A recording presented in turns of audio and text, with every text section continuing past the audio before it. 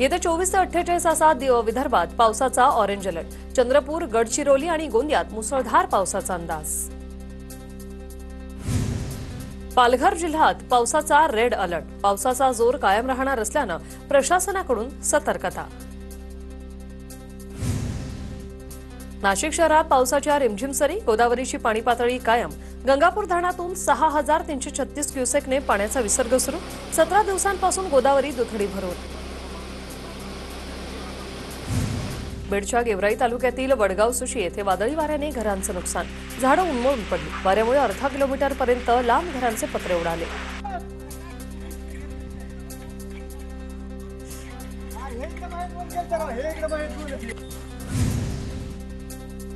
धुळ्यातील पांझरा नदीच्या पाणलोट क्षेत्रात पाऊस. अक्कलपाडा धरणात पाण्याचा साठा वाढला. पांझरा नदी पात्रात 5320 क्युसेक पाण्याचा विसर्ग. साक्री तालुक्याचा पाणी प्रश्न मिटला.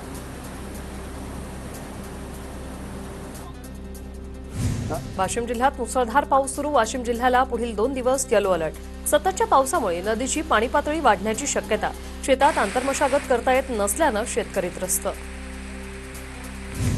नाशिकच्या सुरगाणा तालुक्यात मुसळधार पाऊस. अंबिका नदीच्या उपनदीला पूर. पुलाची उंची वाढवण्याची नागरिकांची मागणी. दांडीची बारीमध्ये दरड कोसळल्यानं अनेक गावांचा संपर्क तुटला. नाशिकमधील सुरगाण्याच्या पश्चिम पट्ट्यात जोरदार पाऊस. चाणकापूर धरणातून मोठ्या प्रमाणावर पाण्याचा विसर्ग. गिरणा नदीच्या पाणलोट क्षेत्रात जोरदार पावसाची हजेरी. नदीच्या पाणी पातळीत वाढ.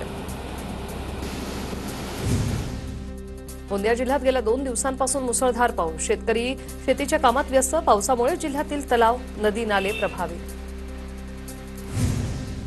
वाशिम जिल्ह्यात पावसामुळे शेतकऱ्यांच्या भाजीपाल्याचं नुकसान. पीक पाण्यात सडल्याने भाज्यांची आवक घटली. भाजीपाल्याच्या दरात वाढ. टोमॅटो, कोबी, भेंडी, वांग्यांचं उत्पादन घटलं. सांगलीत हरिहरपूरमधील कृष्णा आणि वारणा नदीच्या संगमावर पाणी पातळीत वाढ. शिराळा तालुक्यात वारणा धरण क्षेत्रात अतिवृष्टी. धरणातून पाण्याचा विसर्ग. नागरिकांना सतर्कतेचं आवाहन. नाशिक जिल्ह्यातील भावली, भाम धरणाच्या पाठोपाठ वाकी, खापरी धरणही भरण्याच्या मार्गावर. इगतपुरी तालुक्यातील धरणाच्या पाणलोट क्षेत्रात पावसाचा जोर कायम. 1138 क्युसेकने विसर्ग सुरू.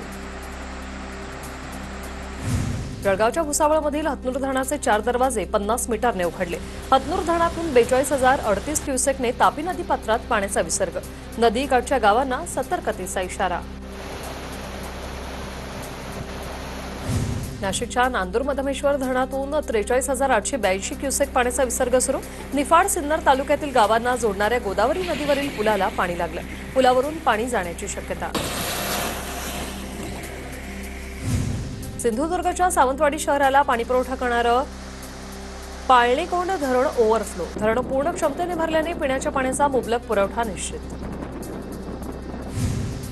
नाशिकच्या दुगारवाडी धबधब्यावर रविवारी अडकलेल्या मुलांचा नवा व्हिडिओ समोर.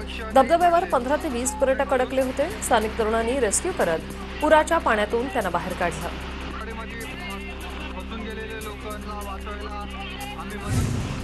सिंधुदुर्गात पावसाचा जोर वाढला. धरणाच्या पाणलोट क्षेत्रात मुसळधार पाऊस. कणकवली तालुक्यातील हरखोळ लघु मध्यम पाटबंधारे प्रकल्प ओव्हरफ्लो. जिल्ह्यातील 8 लघु पाटबंधारे प्रकल्प 100% भरले. गोव्याकडून मुंबई पुण्याकडे जाणाऱ्या गगनबावडा आणि फोंडा घाटात सातत्याने दरड कोसळल्याच्या घटना. कोकणातील घाट रस्ते देतायत अपघाताला निमंत्रण.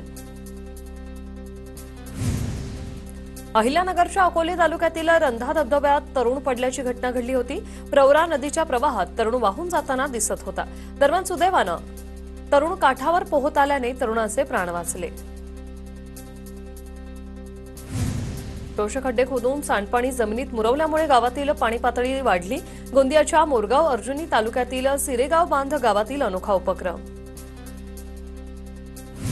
भंडाऱ्याच्या मोहाडी तालुक्यातील वरठी येथे एका घरावर वडाचे 150 वर्ष जुनं झाड पडलं. घराला तडे जाऊन नुकसान झाले. नागरिकांनी तक्रार करूनही प्रशासनाचं मात्र दुर्लक्ष. नुकसान भरपाई देण्याची मागणी.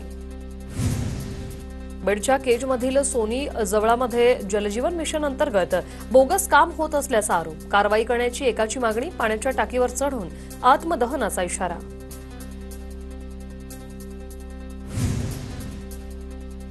अहिल्यानगरमध्ये शेतकऱ्यावर दुबार पेरणीचं संकट. जून जुलै महिन्यात पाऊस न झाल्यामुळे शेतकरी संकटात.